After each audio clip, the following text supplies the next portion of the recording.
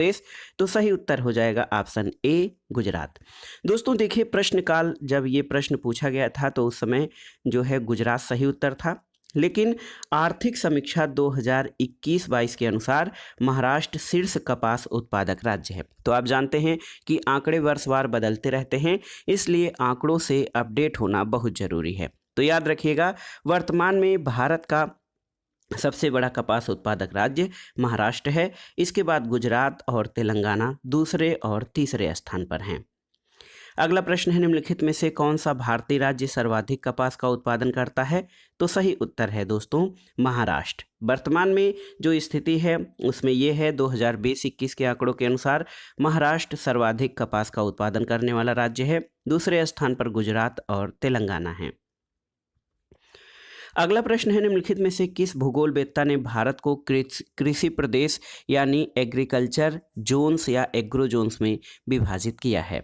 Option है देखिए, ए Ahmad, M Safi, P Sen Gupta या एम एस स्वामीनाथन। तो सही उत्तर है पी सेन गुप्ता। दोस्तों पी सेन गुप्ता ने भारत को कृषि प्रदेशों में विभाजित किया था। उन्होंने अपना वर्गीकरण 1968 यानी 1968 में प्रस्तुत किया था। अगला प्रश्न है दोस्तों, कृषि की दृष्टि से सबसे विकसित राज्य कौन सा है? पंजाब, उत्तर प्रदेश, झारखंड या महाराष्ट्र? तो सही उत्तर है पंजाब। दोस्तों पंजाब में कृषि की दृष्टि से सबसे विकसित राज्य पंजाब है। पंजाब में कृषि अवसंरचना और आधुनिक वैज्ञानिक कृषि तकनीकों के प्रयोग से कृषि में सर्वाधिक वृद्धि हुई है। अगला प्रश्न कथन कारण से संबंधित है। कथन है दोस्तों, पंजाब, हरियाणा और उत्तर प्रदेश गेहूं उत्पादन के आदर्श राज्य हैं। सही है।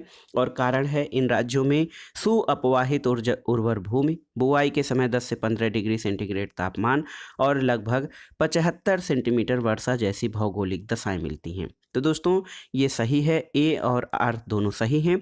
आर ए की सही व्याख्या करता है। ऑप्शन ए आपके सही उत्तर हो जाएंगे। दोस्तों पंजाब, हरियाणा और उत्तर प्रदेश भारत में गेहूं उत्पादन के आदर्श राज्य हैं, क्योंकि इन राज्यों में उर्वर भूमि, बुआई के समय 10 से 15 डिग्री सेंटीग्रेड तापमान और लगभग 75 सेंटीमीटर वर्षा मिलती है। अगला प्रश्न है, निम्न उपजों में से कौन प्रायः भारत से निर्यात नहीं होता है? आपको बताना है। दालें, चावल, चीनी या फिर गेहूं? तो देखिए दोस्तों, दिए गए विकल्पों में से भारत सभी जिन्सों का निर्यात करता है और दालों का भारत सबसे कम निर्यात करता है। लेकिन निकटतम विकल्प के रूप में इसमें ऑप्शन ए दालों को माना जा सकता है। चावल, चीनी और गेहूं का निर्यात तो भारत करता ही है, दालों का सबसे कम निर्यात करता है। अगला प्रश्न है, निम्न में से किस भारतीय राज्य ने वर्ष 2016-17 में अधिकतम खाद्यान्न का उत्पादन किया है? तो उत्तर प्रदेश में दोस्तों सर्वाधिक खाद्यान्न का उत्पादन होता है।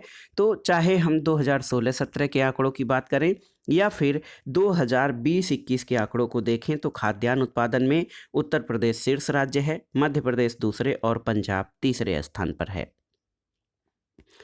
अगला प्रश्न है, नीचे दिए गए कथनों में से सही को चुनना है आपको। देखिए पहला कथन है कि भारत में भूमि की प्रति हेक्टेयर उपज कई अन्य देशों की उपज से कम है। ये सही है। हरित क्रांति से हमारा तात्पर्य पृथ्वी को हरी बनाने के उद्देश्य से प्रारंभ की गई क्रांति है। सही नहीं है। ज्योतों पर सीमा से हमारा तात्पर्य ज्योत का न्यूनतम आकार है जो एक कृषक परिवार के पास अवश्य होना चाहिए। ये भी सही नहीं है। और सरकार की कृषि मूल्य नीति से सीमांत किसान बहुत अधिक लाभान्वित हुए हैं।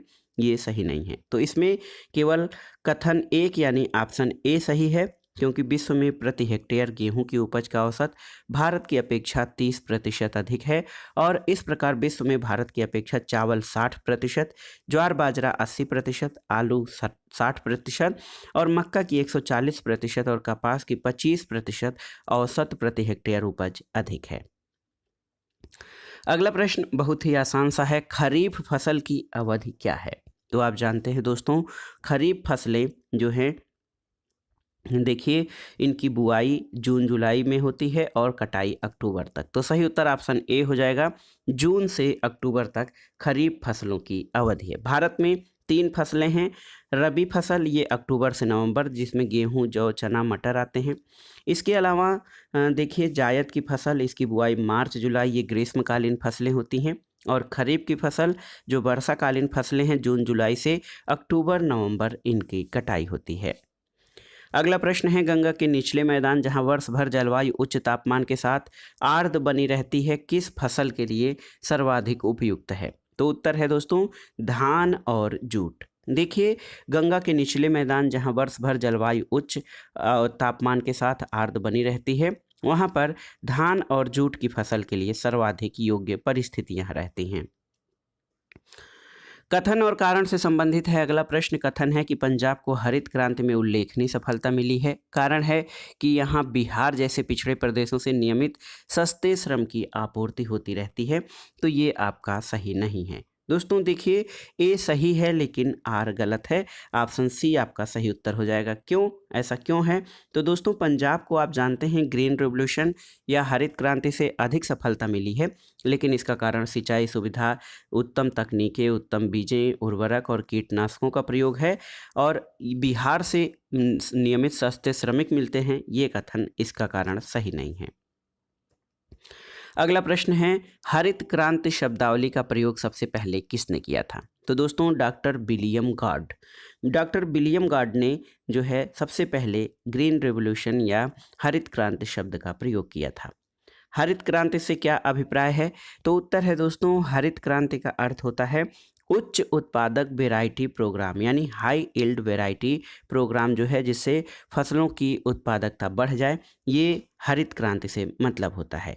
दोस्तों हरित क्रांति देखिए उच्च वेराइटी प्रोग्राम के माध्यम से खाद्यान्न उत्पादन और उत्पादकता दोनों में वृद्धि करने से है। भारत में हरित क्रांति की शुरुआत 1966-67 से हुई और इसका लाभ मुख्य रूप से पंजाब, हरियाणा और पश्चिमी उत्तर प्रदेश में सीमित था। भारत में हरित क्रांति कहाँ सफल हुई थी आपको बताना है। ऑप्शन है देखिए प्रायद्वीपीय भारत, मध्यवर्ती भारत, भारत के पूर्ववर्ती तटीय प्रदेश या फिर पंजाब, हरियाणा और पश्चिमी उत्तर प्रदेश। तो सही उत्तर ऑप्शन डी हो जाएगा। हरित क्रांति दोस्तों ये पहला चरण जो रहा वो पंजाब, हरियाणा और पश्चिमी उत्तर प्रदेश में सर्वाधिक इसका लाभ मिला।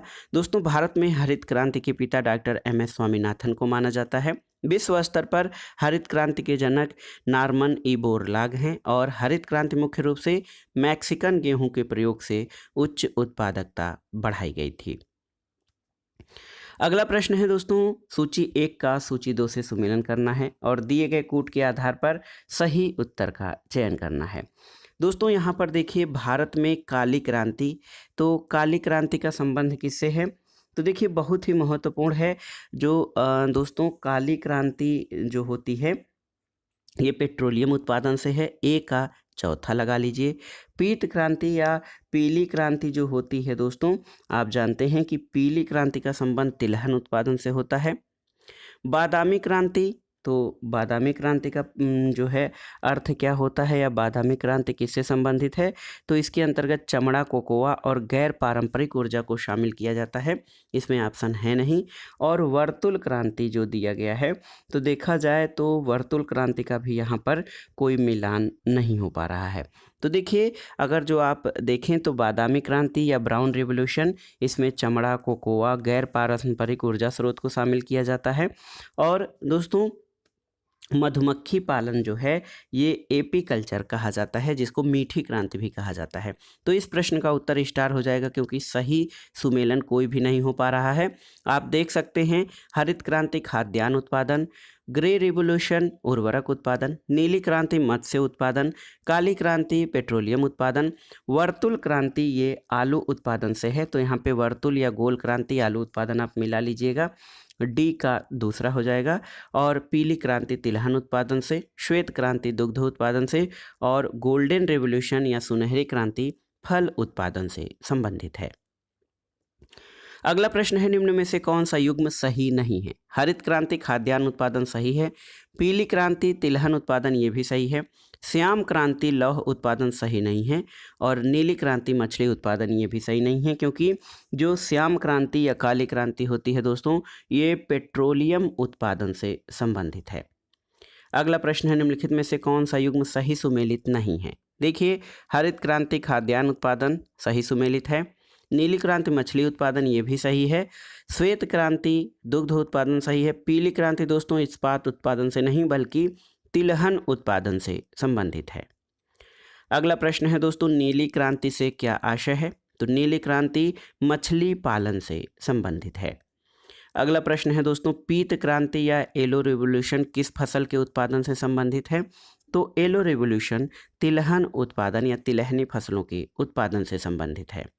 अगला प्रश्न है, निम्न में से कृषि क्रांति से कौन संबंधित नहीं है? देखिए, श्वेत क्रांति, नीली क्रांति, पीली क्रांति या उपरोक्त में से कोई नहीं। तो दोस्तों देखिए, श्वेत क्रांति का संबंध दुग्ध उत्पादन, नीली क्रांति मत्स्य उत्पादन, पीली क्रांति का संबंध ये तिलहन उत्पादन से है और ये सभी कृषि से संबंधित गतिविधियां हैं। तो ऑप्शन डी इनका सही उत्तर हो जाएगा कि इनमें से कोई नहीं। अगला प्रश्न है, निम्नलिखित में से कौन सी फसल भारत की राष्ट्रीय खाद्य सुरक्षा मिशन में शामिल नहीं है? आपको बताना है। ऑप्शन है तिलहन, चावल, गेहूं और दालें। तो सही उत्तर है भारत की राष्ट्रीय खाद्य सुरक्षा मिशन में देखिए खाद्यान्न, गेहूं, चावल, दालें शामिल की गई हैं, तिलहन को शामिल नहीं किया गया था। और आप जान लीजिए कि राष्ट्रीय खाद्य सुरक्षा मिशन का प्रारंभ अक्टूबर 2007 में किया गया था। अगला प्रश्न, सूची 1 का सूची 2 से सुमेलन करना है। देखिए, स्थानांतरित कृषि दोस्तों ये नागा पहाड़ियों या मेघालय क्षेत्र में होती है। जीविका कृषि क्या होती है? ये गंगा के डेल्टा में होती है। वाणिज्य कृषि ये अमेरिका में प्रेयरी प्रदेश जहाँ बड़े बड़े जो है प्लाटों पे खेती की जाती है। और रोपड़ कृषि जो होती है दोस्तों ये असम के बागानों में होती है। तो सही सुमेलन हो जाएगा आपका 4, 2, 1 और 3। स्थानांतरित कृषि नागा पहाड़ियों में, जीविका गंगा के डेल्टा में, वाणिज्यिक कृषि अमेरिका के प्रेयरी प्रदेश में और रोपड़ कृषि या जो बागवानी कृषि है ये असम के बागानों में होती है। अगला प्रश्न है, असम में स्थानांतरणशील कृषि को क्या कहा जाता है? तो सही उत्तर है झूम कहते हैं। दोस्तों विभिन्न भागों में स्थानांतरित कृषि की जाती है। भारत के कई राज्यों में यह व्यवस्था मौजूद है। जो है असम में जो स्थानांतरित कृषि है ये उत्तर पूर्वी भारत में झूम कहा जाता है। बुंदेलखंड भाग में बेवर और दहिया कहते हैं। छत्तीसगढ़ के बस्तर जिला में इसको दीपा कहते हैं। दक्षिण भारतीय राज्यों में जारा और एक एरका कहते हैं। और दक्षिण पूर्वी राजस्थान में बत्रा, वालरे या बाल्टरे कहा जाता है। पोडू या पेंडा आंध्र प्रदेश में, कुमारी दोस्तों केरल के पश्चिमी घाट के पर्वतीय क्षेत्र में और ओडिशा में स्थानांतरणशील कृषि को पामाडाबी, कोमान और बरिंगा कहा जाता है। अगला प्रश्न कथन कारण से संबंधित है। कथन है कि सभ्य देशों की तुलना में भारतीयों का जीवन स्तर बहुत ही निम्न स्तर का है।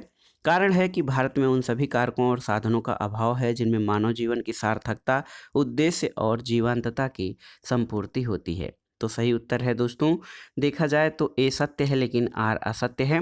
विश्व के सभ्य देशों की तुलना में देखा जाए तो भारतीयों का जीवन स्तर निम्न स्तर का है, लेकिन इसका कारण भारत में प्रति व्यक्ति आय की असमानता है, न कि भारत में उन सभी कारकों और साधनों का अभाव है जिनसे मानव जीवन की सार्थकता और जीवंतता की संपूर्ति होती है। तो कुल मिलाकर देखा जाए कि अन्य देशों की तुलना में भारतीयों का जीवन स्तर निम्न स्तर का है।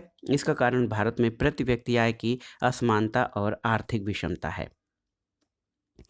अगला प्रश्न कथन कारण से ही है। कथन है कि उत्तर भारत के मैदानों में वर्षा की मात्रा पूर्व से पश्चिम की ओर घटती जाती है। ये आपका सही है। और कारण है कि उत्तर प्रदेश गेहूं का बृहत्तम उत्पादक है। तो दोस्तों ए और आर दोनों सही तो हैं, लेकिन आर ए की सही व्याख्या नहीं करता है। दोनों कथन अपनी अपनी जगह पर सही हैं, लेकिन दोनों का एक दूसरे से कोई संबंध नहीं है। तो ऑप्शन बी आपका सही उत्तर हो जाएगा। अगला प्रश्न है, भारत का कौन सा प्रदेश मसालों के बगीचे के नाम से प्रसिद्ध है? आपको बताना है। तो मसालों का बगीचा केरल को दोस्तों मसालों का बगीचा या स्पाइस गार्डन ऑफ इंडिया कहा जाता है। यहाँ विभिन्न प्रकार के मसालों का उत्पादन बड़ी मात्रा में किया जाता है। और दोस्तों वर्तमान में जो 19-20 के आंकड़ों के अनुसार मसाले का सर्वाधिक उत्पादन मध्य प्रदेश में हुआ, उसके बाद गुजरात और राजस्थान का स्थान आ जाता है। अगला प्रश्न है, भारत के किस क्षेत्र को धान का कटोरा कहा जाता है? तो आप जानते हैं दोस्तों, कृष्णा गोदावरी बेसिन ये अत्यधिक धान उत्पादक क्षेत्र है, इसलिए इसे धान का कटोरा कहा जाता है। यहाँ वर्ष में कम से कम 2 बार धान की फसल उगाई जाती है, जिसके लिए पर्याप्त जल की उपलब्धता कृष्णा, गोदावरी और उनकी सहायक नदियों द्वारा सुनिश्चित की जाती है। अगला प्रश्न है कथन और कारण से संबंधित है दोस्तों। कथन है कि भारत में पश्चिम बंगाल में सबसे अधिक जनसंख्या घनत्व है, ये सही है। कारण है कि पश्चिम बंगाल भारत का प्रमुख चावल उत्पादक राज्य है। तो दोस्तों देखा जाए तो 2001 की जनगणना के अनुसार पश्चिम बंगाल में सबसे अधिक जनसंख्या घनत्व था और हाँ, इस जनसंख्या घनत्व का एक कारण ये है कि पश्चिम बंगाल की उपजाऊ भूमि धान की खेती के लिए उपयुक्त है, जिससे वह चावल का प्रमुख उत्पादक राज्य है और ये उत्पादित चावल बड़ी जनसंख्या के भरण पोषण में सहायक होता है। तो वर्तमान में स्थिति ये है कि भारत में बिहार सबसे अधिक जनसंख्या घनत्व वाला राज्य है और आप जानते हैं कि पश्चिम बंगाल भारत का प्रमुख चावल उत्पादक राज्य है। अगला प्रश्न है दोस्तों, भारत में चावल का बृहत्तम उत्पादक राज्य कौन सा है? ऑप्शन है पश्चिम बंगाल, उत्तर प्रदेश, पंजाब और छत्तीसगढ़। तो सही उत्तर है ऑप्शन ए पश्चिम बंगाल। दोस्तों 2020-21 के कृषि मंत्रालय के आंकड़ों के अनुसार चावल के प्रमुख उत्पादक राज्यों में पहले स्थान पर आपका पश्चिम बंगाल है, उसके बाद उत्तर प्रदेश, फिर पंजाब, उड़ीसा और आंध्र प्रदेश का स्थान आता है। लेकिन जब ये प्रश्न पूछा गया था तो दोस्तों विकल्प ए सही उत्तर है और आज वर्तमान में 2020-21 के आंकड़ों के अनुसार भी पश्चिम बंगाल ही सही उत्तर होगा। अगला प्रश्न है भारत में सर्वाधिक गन्ना उत्पादन करने वाला राज्य कौन है? तो उत्तर है दोस्तों सर्वाधिक गन्ना उत्पादक राज्य उत्तर प्रदेश है। 2020-21 के आंकड़ों के अनुसार दोस्तों उत्तर प्रदेश में 177.67 मिलियन टन गन्ना उत्पादित किया गया, जो भारत के संपूर्ण भारत का 44.5% है। दूसरे और तीसरे स्थान पर गन्ना उत्पादन में महाराष्ट्र और कर्नाटक का स्थान है। अगला प्रश्न है भारत में गन्ने के उत्पादन का घटते क्रम में सही 4 राज्यों का सही क्रम क्या हो जाएगा? तो दोस्तों उत्तर प्रदेश, देखिए उत्तर प्रदेश पहले स्थान पर, महाराष्ट्र दूसरे पे, तमिलनाडु तीसरे पे और आंध्र प्रदेश चौथे पे, यहाँ पे सही उत्तर होगा। लेकिन वर्तमान में जो आंकड़े हैं उनके अनुसार उत्तर प्रदेश, महाराष्ट्र, कर्नाटक, तमिलनाडु और बिहार का क्रम हो गया है। तो याद रखिएगा उत्तर प्रदेश, महाराष्ट्र, कर्नाटक, तमिलनाडु और बिहार।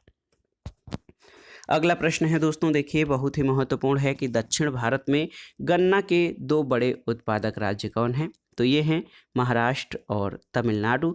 दोस्तों महाराष्ट्र और तमिलनाडु ये भारत में गन्ना उत्पादक के 2 बड़े राज्य हैं। लेकिन देखा जाए तो 2020-21 के आंकड़ों के अनुसार महाराष्ट्र और कर्नाटक अब हो गए हैं। देखिए MH और KR दोस्तों ये दक्षिण भारत के प्रमुख गन्ना उत्पादक राज्य हैं। भारत में सबसे अधिक रबर उत्पादित करने वाला राज्य कौन सा है? तो आप जानते हैं कि भारत में सबसे अधिक रबर का उत्पादन केरल में होता है और दोस्तों 18-19 के आंकड़ों के अनुसार केरल में देश के रबर उत्पादन का लगभग 75% से अधिक उत्पादन रबर का किया गया था। अगला प्रश्न है भारत में कौन सा राज्य रबर का सर्वाधिक उत्पादन करता है? आपको बताना है। ऑप्शन है कर्नाटक, केरल, तमिलनाडु और महाराष्ट्र। तो सही उत्तर है केरल। अगला प्रश्न है भारतवर्ष के निम्नलिखित प्रदेशों में से प्रमुख खाद्यान्न उत्पादक क्षेत्र कौन सा है? ऑप्शन है गंगा का मैदान, दक्कन ट्रैप, दामोदर घाटी या असम घाटी। तो सही उत्तर है दोस्तों गंगा मैदान। दोस्तों गंगा का मैदान गंगा और उसकी सहायक नदियों द्वारा लाई गई उपजाऊ मिट्टी से बना है। इसका विस्तार पंजाब, हरियाणा, उत्तर प्रदेश, बिहार, पश्चिम बंगाल में है और इस क्षेत्र में सर्वाधिक खाद्यान्न का उत्पादन किया जाता है। उत्तर प्रदेश राज्य में सर्वाधिक खाद्यान्न उत्पादन किया जाता है। इस प्रकार ये प्रमुख खाद्यान्न उत्पादक क्षेत्र है। अगला प्रश्न है, देखिए प्रश्न में कौन सा युग्म जो है दोस्तों ये प्रमुख तंबाकू उत्पादक राज्य हैं, आपको बताना है। देखिए आंध्र प्रदेश, गुजरात, कर्नाटक, मध्य प्रदेश, महाराष्ट्र और छत्तीसगढ़ या फिर उत्तर प्रदेश और राजस्थान। तो सही उत्तर है आंध्र प्रदेश और गुजरात। दोस्तों 2018-19 के आंकड़ों के अनुसार प्रमुख तंबाकू उत्पादक राज्यों में गुजरात पहले स्थान पर और आंध्र प्रदेश दूसरे स्थान पर आ गया है। तो गुजरात और आंध्र प्रदेश प्रमुख तंबाकू उत्पादक राज्य हैं। अगला प्रश्न है भारत के किस राज्य में चाय का उत्पादन अत्यधिक होता है? तो उत्तर है असम में दोस्तों चाय का उत्पादन अधिक होता है। असम के बाद जो टी बोर्ड ऑफ इंडिया है उसके आंकड़ों के अनुसार पहले स्थान पर असम, दूसरे पर पश्चिम बंगाल, तीसरे पर केरल और तमिलनाडु का स्थान आता है। तो इस तरह से भारत में सर्वाधिक चाय उत्पादन असम में होता है।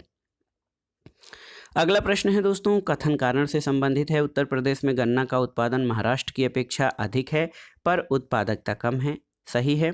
क्योंकि कारण है कि महाराष्ट्र में अधिकतर चीनी मिलें सहकारी क्षेत्र में हैं। तो दोस्तों ए और आर दोनों सत्य हैं और आर ए की सही व्याख्या भी करता है। इसका कारण ये है कि दोस्तों 19-20 के आंकड़ों के अनुसार देखा जाए तो उत्तर प्रदेश में गन्ना का उत्पादन महाराष्ट्र की अपेक्षा अधिक होता है। साथ ही उत्तर प्रदेश में इसकी उत्पादकता महाराष्ट्र से अधिक है और दूसरी ओर महाराष्ट्र में अधिकतर चीनी मिलें सहकारी क्षेत्र में हैं और किसान इन मिलों में आंशिक स्वामित्व धारण करते हैं। इसलिए यहाँ पर जो है चीनी का उत्पादन या गन्ना का उत्पादन महाराष्ट्र की अपेक्षा अधिक होने के बावजूद जो है उत्पादकता अधिक है, उत्पादकता कम है उत्तर प्रदेश में। अगला प्रश्न है, भारत के निम्नलिखित राज्यों में किसमें गन्ने का प्रति एकड़ उत्पादन अधिकतम है? तो कौन सा राज्य है? देखिए सही उत्तर हो जाएगा आपका प्रति एकड़ उत्पादन की दृष्टि से महाराष्ट्र राज्य जो है दोस्तों, गन्ने का प्रति एकड़ उत्पादन महाराष्ट्र राज्य में अधिक है। जो प्रश्न था उस समय जब पूछा गया था, तो देखिए उस समय दोस्तों महाराष्ट्र जो था उस समय 2019-20 के आंकड़ों के अनुसार तमिलनाडु, देखिए सही उत्तर हो जाएगा दोस्तों, तमिलनाडु में गन्ने का प्रति एकड़ उत्पादन अधिकतम है, सबसे अधिक। उसके बाद दोस्तों उत्तर प्रदेश में, फिर कर्नाटक और उसके बाद महाराष्ट्र में आता है। तो सही उत्तर है गन्ने का प्रति एकड़ उत्पादन तमिलनाडु में सर्वाधिक है। अगला प्रश्न है, विश्व में सर्वाधिक गन्ना उत्पादक देश कौन सा है? तो विश्व में सर्वाधिक गन्ना उत्पादक देश ब्राज़ील है। इसके बाद भारत का स्थान आता है और विकल्प में ब्राज़ील नहीं है, इसलिए भारत को सही ऑप्शन के रूप में लगाया जाएगा। अगला प्रश्न है, भारत में 3 सबसे बड़े चीनी उत्पादक राज्य कौन से हैं? तो आप जानते हैं उत्तर प्रदेश, महाराष्ट्र और तमिलनाडु ये भारत के सबसे बड़े चीनी उत्पादक राज्य हैं।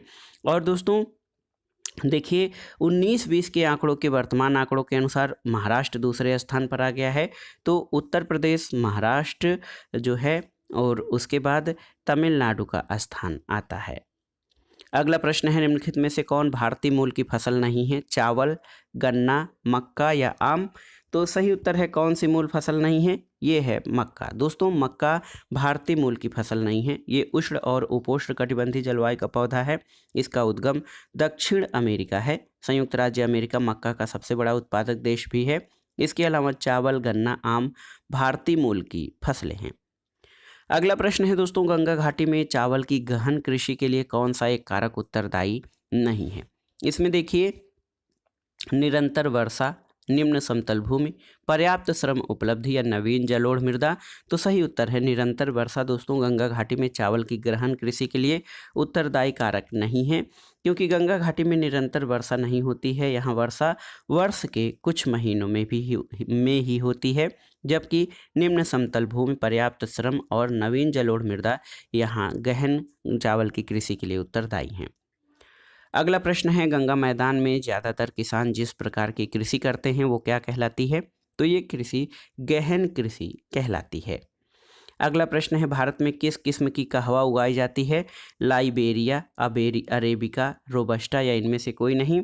तो सही उत्तर है दोस्तों, भारत में कहवा की 2 किस्में अरेबिका और रोबस्टा दोनों उगाई जाती हैं। और भारत में काफ़ी उत्पादन कर्नाटक, केरल और तमिलनाडु में किया जाता है। इसके अलावा आंध्र प्रदेश, उड़ीसा और पूर्वोत्तर भारत में काफ़ी उत्पादित की जाती है।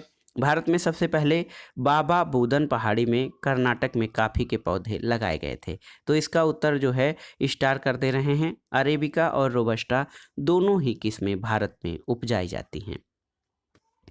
अगला प्रश्न है, भारत का कौन सा राज्य कॉफ़ी का सबसे बड़ा उत्पादक राज्य है? आपको बताना है। तो ये राज्य है कर्नाटक। दोस्तों कर्नाटक में सर्वाधिक कॉफ़ी उत्पादन होता है। कॉफ़ी उत्पादन में दूसरे स्थान पर केरल और तीसरे पर तमिलनाडु है। अगला प्रश्न है दोस्तों, देखिए बहुत ही महत्वपूर्ण प्रश्न है। ये पूछा गया है कि निम्न में से कौन सा राज्य भारत में कॉफ़ी का शीर्ष उत्पादक है? तो आप जानते हैं कर्नाटक राज्य में सर्वाधिक कॉफ़ी उत्पादन होता है। अगला प्रश्न है दोस्तों, भारत के योजना आयोग द्वारा प्रस्तावित कृषि जलवायु प्रदेशीकरण के आधार क्या थे? तो उत्तर है दोस्तों, योजना आयोग द्वारा जो कृषि जलवायु प्रदेश का वर्गीकरण किया गया था उसके आधार उच्चावच, तापक्रम और वर्षा थे। दोस्तों योजना आयोग ने उच्चावच, तापक्रम, वर्षा, जल संसाधन के आधार पर कृषि जलवायु कारकों के आधार पर देश को कुल कितने 15 कृषि जलवायु प्रदेशों में विभाजित किया है। तो याद रखिएगा योजना आयोग का जो कृषि जलवायु वर्गीकरण है ये देश को 15 भागों में विभाजित किया गया है। अगला प्रश्न देखिए, राजस्थान स्पेशल से है। राजस्थान के मानचित्र पर छायांकित क्षेत्र किस फसल के मुख्य क्षेत्र को प्रदर्शित करता है? तो ये जो क्षेत्र है ये देखिए मक्का उत्पादन के प्रमुख क्षेत्र को प्रदर्शित करता है। अगला प्रश्न है, भारत में फूलों की खेती में अग्रणी राज्य कौन सा है? तो दोस्तों तमिलनाडु। देखिए फूलों की खेती सर्वाधिक तमिलनाडु में की जाती है और आंध्र प्रदेश दूसरे स्थान पर है। तो केरल में सबसे कम फूलों का उत्पादन होता है। तो लेकिन देखिए दोस्तों वर्तमान में जो 19-20 के आंकड़े हैं, फूलों का सर्वाधिक उत्पादक राज्य आंध्र प्रदेश है, जबकि फूलों की खेती केरल में सर्वाधिक होती है। तो अब ये उत्तर वर्तमान में आंध्र प्रदेश हो गया है फूलों के खेती में अग्रणी राज्य। अगला प्रश्न है दोस्तों, योजना आयोग और राष्ट्रीय दूरस्थ संवेदन एजेंसी ने भारत को कितने कृषि जलवायु प्रदेशों में बांटा है? तो अभी अभी हमने पढ़ा है ये 15 कृषि जलवायु प्रदेशों में योजना आयोग और राष्ट्रीय दूरस्थ संवेदन एजेंसी द्वारा विभाजित किया गया है। अगला प्रश्न देखिए, याद करने लायक है कि राष्ट्रीय बंजर भूमि विकास परिषद की स्थापना किस वर्ष की गई थी? तो 1985 में। दोस्तों बंजर भूमि के विकास करने, उसे खेती योग्य बनाने के लिए राष्ट्रीय बंजर भूमि विकास बोर्ड की स्थापना 1985 में पर्यावरण और वन मंत्रालय के अंतर्गत की गई थी। दोस्तों जुलाई 1992 में राष्ट्रीय बंजर भूमि बोर्ड का पुनर्गठन किया गया और इसे ग्रामीण विकास मंत्रालय के अंतर्गत नवसृजित बंजर भूमि विकास विभाग में रखा गया है। अगला प्रश्न है, ऑपरेशन फ्लड किससे संबंधित था? तो सही उत्तर है ऑपरेशन फ्लड का संबंध शहरों में दूध की उपलब्धता में सुधार करना था और इसकी शुरुआत 1970 में हुई। ऑपरेशन फ्लड ने डेयरी उद्योग से जुड़े किसानों को उनके विकास को स्वयं दिशा देने में सहायता की। इसका पहला चरण 1970 से 80 तक, दूसरा 1981 से 85 और तीसरा 1985 से 1996 तक चला था। अगला प्रश्न है दोस्तों, पंजाब में सर्वाधिक दुग्ध उत्पादक राज्य कौन है? तो आप जानते हैं उत्तर प्रदेश सर्वाधिक दुग्ध उत्पादक राज्य है और इसके बाद दूसरे स्थान पर राजस्थान है। अगला प्रश्न है दोस्तों, भारत की निम्नलिखित फसलों पर विचार कीजिए। चना, गेहूं, बाजरा, इनमें से कौन सी वर्षा सिंचित फसलें हैं? तो सही उत्तर है दोस्तों केवल 3, बाजरा। वर्षा सिंचित फसल उन्हें कहा जाता है जो पानी के लिए वर्षा पर निर्भर हों। भारत में 60% कृषि वर्षा सिंचित फसलीकरण के अंतर्गत आती है और वर्षा आधारित कृषि अत्यंत जटिल, विविध और जोखिमपूर्ण है। बाजरा एक प्रमुख वर्षा सिंचित फसल का उदाहरण है और बाजरा की फसल शुष्क दशाओं में पैदा की जाती है। अगला प्रश्न और आज के वीडियो का आखिरी प्रश्न है कि भारत में सर्वाधिक मत्स्य उत्पादन संभावना है कहाँ पर? गहरे समुद्री भागों में, अंतर्देशीय जलराशियों में, उथले महाद्वीपीय निमग्न तटों में और खारे जल के लैगूनों में। तो सही उत्तर है ऑप्शन सी, भारत में सर्वाधिक मत्स्य उत्पादन संभावना उथले महाद्वीपीय मग्न तटों में है। देश को लंबी तटरेखा और 5.3 लाख वर्ग किलोमीटर महाद्वीपीय मग्न तट क्षेत्र प्राप्त है, जिससे